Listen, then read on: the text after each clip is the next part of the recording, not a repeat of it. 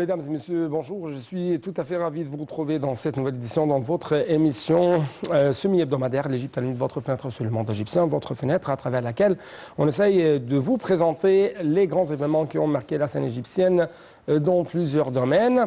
Et très très vite, donc, nous allons commencer cette nouvelle édition par les activités présidentielles. Et en fait, on trouve que notre chef d'État, M. Abdel Fattah el-Sisi, a tenu hier une réunion avec le ministre de la Justice, Omar Marwan, pour suivre la mise en œuvre des décisions du Conseil supérieur de la magistrature ainsi que des efforts de développement du ministère de la Justice et l'automatisation du système judiciaire au niveau de la République. Le chef de l'État a ordonné de concentrer des efforts pour développer et automatiser le système judiciaire. Au cours de la réunion, le ministre de la Justice a passé en revue les réalisations les plus marquantes concernant la mise en œuvre des décisions rendues par la réunion du Conseil supérieur de la magistrature en juin dernier, notamment en ce qui concerne le début du travail des femmes au Conseil d'État et au parquet général. M. Omar Marwan a de même présenté les préparatifs en cours pour célébrer la journée judiciaire égyptienne début octobre. Sur le plan diplomatique, le président Abdel Fattah el-Sisi a reçu hier le vice-président de la République fédérale du Brésil, Hamilton Mourão, en présence du ministre des Affaires étrangères, Samah Shoukry, et l'ambassadeur du Brésil au Caire. Le vice-président brésilien a transmis au président Sisi les salutations du président de la République fédérale du Brésil, Jair Bolsonaro, saluant les efforts de l'Égypte dans ses programmes de réforme économique et sociale et de développement durable. Le porte-parole de la présidence a indiqué que les deux responsables ont affiché à poursuivre la coordination devant les instances internationales, vu la convergence des points de vue à l'égard de la plupart des dossiers régionaux et internationaux. Le vice-président brésilien louait d'autre part le rôle de l'Égypte et ses efforts continus dans la préservation de la sécurité régionale et la préservation même de la paix et de la sécurité des pays de la région.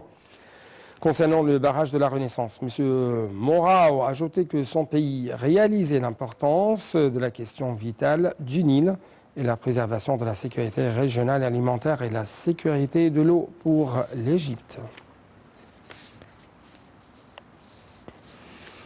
Je dois vous rappeler que le président Abdel Fattah el-Sisi a inauguré lundi la station du traitement des eaux usées de Bahr el-Bakr.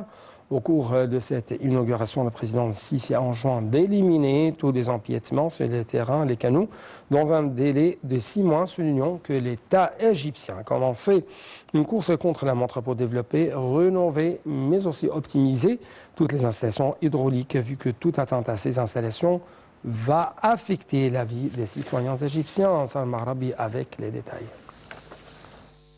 Au début de la cérémonie de l'inauguration de la station d'épuration de Bahr el-Bakr, le président Abdel Fattah el-Sisi a visionné un documentaire intitulé « Source d'espoir », produit par le département des affaires morales des forces armées. Le documentaire jette la lumière sur le fait que l'eau est l'artère de la vie, que le maintien des ressources en eau est une priorité pour l'État égyptien afin d'étendre la superficie agricole et que les Égyptiens ont réussi au cours de ces dernières années à établir de nombreux projets dans le domaine de traitement des eaux usées. Le président a fait savoir que le coût de traitement de l'eau nécessaire pour la bonification d'environ 500 000 fédans au Sinaï était estimé à 160 milliards de livres égyptiennes, ce qui est un coût très élevé. Et d'ajouter que la culture de 500 000 nouveaux fédans au Sinaï nécessite également la mise en place d'un réseau de routes, de canaux, d'électricité et de systèmes d'irrigation modernes et la construction de logements pour les travailleurs.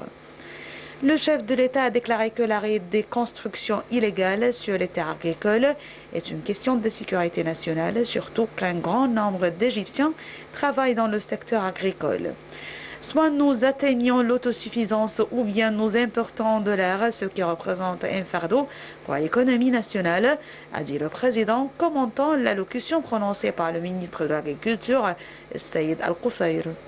Le président a précisé que le volume d'eau qu'obtient l'Égypte restera inchangé, ce qui nous incite à améliorer la qualité et l'efficacité du système d'irrigation, soulignant que le développement du secteur agricole nous permettra d'atteindre l'autosuffisance et de réduire les importations et que la superficie agricole augmentera grâce à la bonne utilisation de l'eau. Nous travaillons tous pour l'intérêt du citoyen et nous ne tolérons aucune pratique négative, a dit le président, affirmant que la construction de l'État se fait par le sérieux, la discipline et l'engagement. Le chef de l'État a affirmé que l'État s'emploie à préserver ses ressources hydriques en raison de leur rareté, soulignant que le développement s'étendra à tout le pays.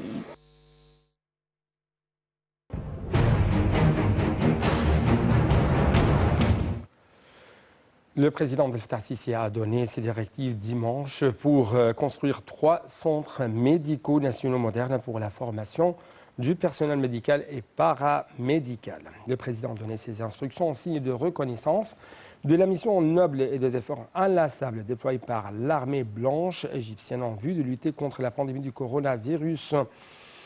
Le chef de l'État a aussi appelé à suivre le plus haut degré de prévention afin de protéger les étudiants, le corps enseignant contre le Covid-19 avant le début de l'année scolaire. Le président a donné ses directives lors d'une réunion tenue avec le chef du gouvernement, Mostafa Madbouli, nombre de ministres et de hauts responsables, au cours de laquelle il a examiné la stratégie de développement de l'industrie pharmaceutique.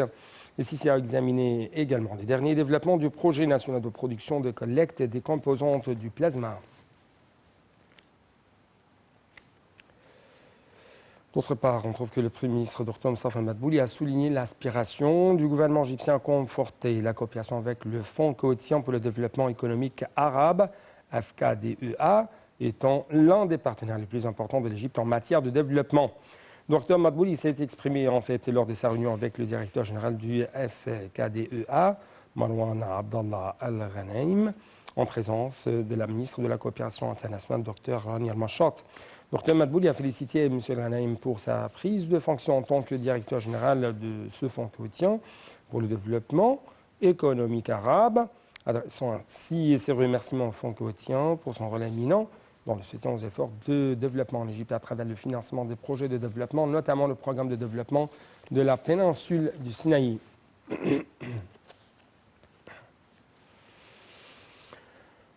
Le Premier ministre Dr Mostafa Madbouli a salué les étroites relations de coopération entre l'Égypte et les Pays-Bas dans plusieurs domaines, notamment la gestion de ressources hydrauliques et de développement des capacités et autres aspirant à profiter des expertises néerlandaises dans la période à venir.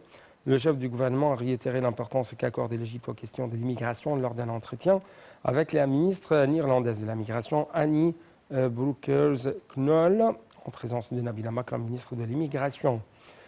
L'Égypte continue à déployer des efforts considérables au niveau de la lutte contre l'immigration clandestine, à assurer les alternatives sécurisées et positives, les opportunités de migration régulière en se focalisant sur l'amélioration des aspects socio-économiques, notamment dans les zones et les villages exportateurs de migrants irréguliers. C'est ce qu'a fait savoir le Premier ministre. Dr Madbouli a passé également en revue les initiatives lancées par le président Abdel Fattah el-Sisi visant à lutter contre la pauvreté et les raisons à l'origine de l'immigration clandestine, dont en tête une vie décente qui contribue d'une manière intégrée à réaliser le développement sociétal global. En fait, l'État tient à établir une coopération tout à fait fructueuse avec la Corée du Sud dans le domaine de la santé et à maximiser les chances d'investissement des sociétés coréennes en Égypte de manière contribuant à élargir l'industrie des médicaments et vaccins en Afrique et au Moyen-Orient. C'est ce qu'a affirmé en fait la ministre égyptienne de la Santé, Mme Hala Zaid. De telles déclarations ont été faites lors de son entretien lundi en visioconférence avec le représentant de grandes entreprises biopharmaceutiques sud-coréennes sur le renforcement des moyens de coopération pour soutenir le secteur sanitaire dans le pays. La ministre a également examiné les moyens de coopération entre les entreprises coréennes et celles de Vaxera dans le transfert de la technologie de la fabrication des différents types de vaccins, dont en premier lieu Covid-19, ainsi que la collaboration dans le domaine de recherche et essais cliniques pour les vaccins. C'est ce qu'a déclaré M. Khaled Megahed, le porte-parole du ministère de la Santé de l'Égypte.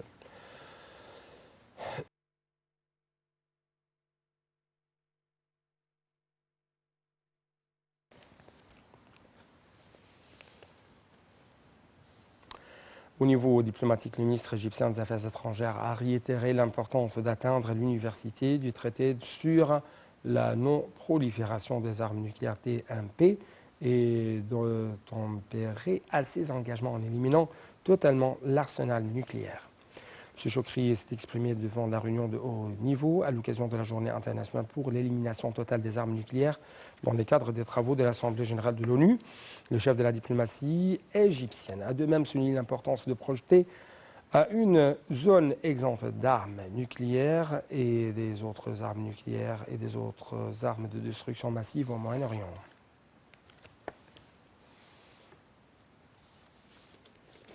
Le chef d'état-major des forces armées, le général de corps d'armée Mohamed Farid, a inspecté la situation sécuritaire dans le nord du Sinaï. Ceci intervient dans les déclarations du porte-parole militaire des forces armées sur la page de Facebook. Le chef d'état-major des forces armées a mené en fait une tournée dans un nombre de projets nationaux dont les forces armées surveillent la mise en place, plutôt la mise en œuvre, a rencontré des habitants, des citoyens. Les détails tout de suite. Le chef d'état-major, le général Mohamed Farid, a inspecté hier la situation sécuritaire au nord du Sinaï pour s'assurer de la stabilité de la situation et des conditions de vie et administratives dans ces zones, tout en rassurant l'importance de remplir les missions dont les responsables y sont chargés.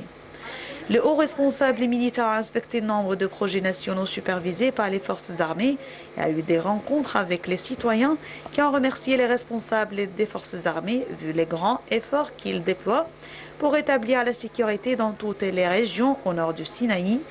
À l'issue de cette tournée, le chef d'état-major s'est entretenu avec des commandants de l'armée et de la police dans cette région. Le général Mohamed Farid a également effectué une tournée d'inspection au centre des opérations permanents pour suivre de près le déroulement des opérations sécuritaires.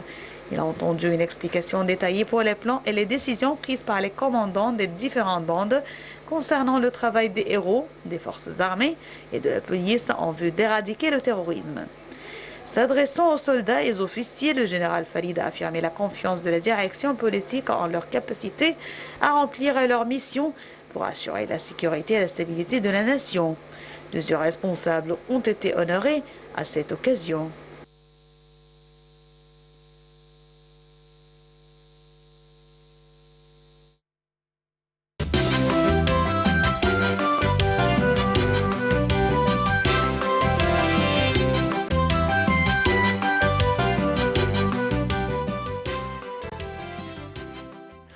Donc, commençons cette tournée, cette plongée dans le monde du tourisme égyptien par cette information. En fait, le ministre du Tourisme et des Antiquités, Dr Khaled Al-Anani, a jugé impératif la coordination et la coopération entre les ministères du Tourisme et des Affaires étrangères pour promouvoir le mouvement touristique vers l'Égypte. Lors de son entretien avec les ambassadeurs d'Égypte et leurs épouses qui doivent partir pour assurer leurs fonctions à l'étranger, Dr Al-Anani a évoqué la stratégie médiatique qui repose sur une nouvelle vision visant à promouvoir les destinations touristiques en Égypte, découvrir de nouveaux trésors archéologiques, moderniser les musées historiques, et récupérer les antiquités égyptiennes de l'étranger, l'organisation des visites touristiques. Il a de même souligné que le ministère du Tourisme soutient les efforts des ambassadeurs et tenait en même temps à leur accorder toutes les informations nécessaires pour faciliter leur mission.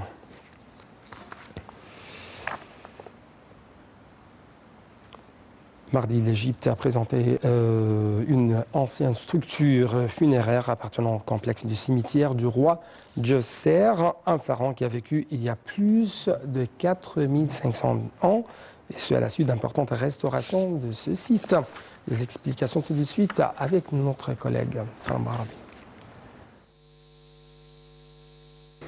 L'Égypte a présenté mardi dernier une ancienne structure funéraire appartenant au complexe du cimetière du roi Djoser, un pharaon qui a vécu il y a plus de 4500 ans à la suite d'importantes restaurations du site.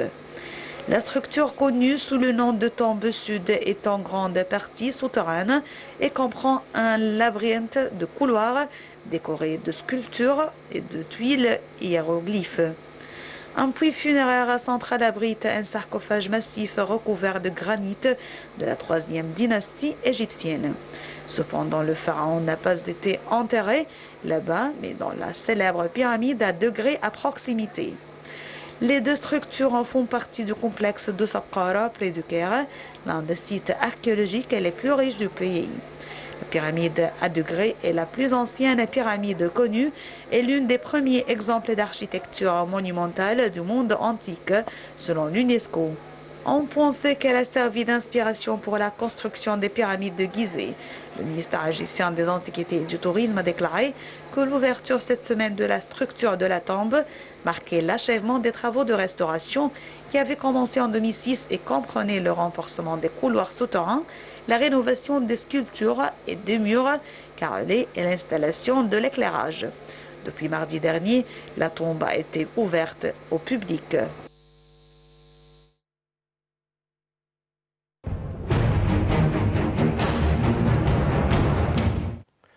Passons donc au Musée national de la civilisation de Fostat, qui a reçu des délégations étrangères en provenance de 3 pays, à savoir la Jordanie, le Gabon et la Hongrie. Il s'agit en l'occurrence d'une délégation au niveau du Conseil des députés jordanien sous la présidence de M. Omar Zayoud, chef de la Commission d'orientation nationale, de médias, de culture au Parlement jordanien. Une délégation du ministère gabonais des Affaires étrangères sous la présidence de l'ambassadrice Viviane Nogoni, directrice de la coopération culturelle, scientifique et technique, ainsi que l'ambassadeur de la Hongrie au Caire et la délégation l'accompagnant, a-t-on appris de la page officielle de Facebook du Conseil des ministres. Les 3 délégations ont été également reçues par le personnel du dit musée qui les accompagnait à l'heure de leur visite, qui a compris entre autres la salle d'exposition principale ainsi que la salle des momies. Les visiteurs ont assuré qu'ils ont veillé à découvrir les trésors du Musée national de la civilisation après avoir été fascinés par la parade pharaonique d'avril dernier au cours de leur tournée. Les membres des dites délégations ont exprimé leur fascination par les momies et les trésors exposés qui retracent l'histoire d'Égypte à diverses époques.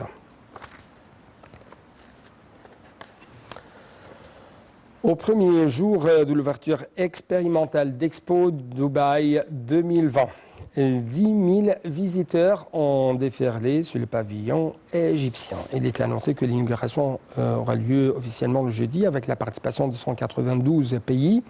L'Égypte prend part à cet événement international qui dure pendant 6 mois à travers un pavillon particulier qui reflète son histoire et sa position. Le pavillon jette la lumière sur la civilisation de l'Égypte et sur les importantes personnalités égyptiennes qui ont marqué l'histoire. Le pavillon s'est intéressé également à l'avenir et mettait en exergue les opportunités d'investissement disponibles dans tous les secteurs de l'Égypte.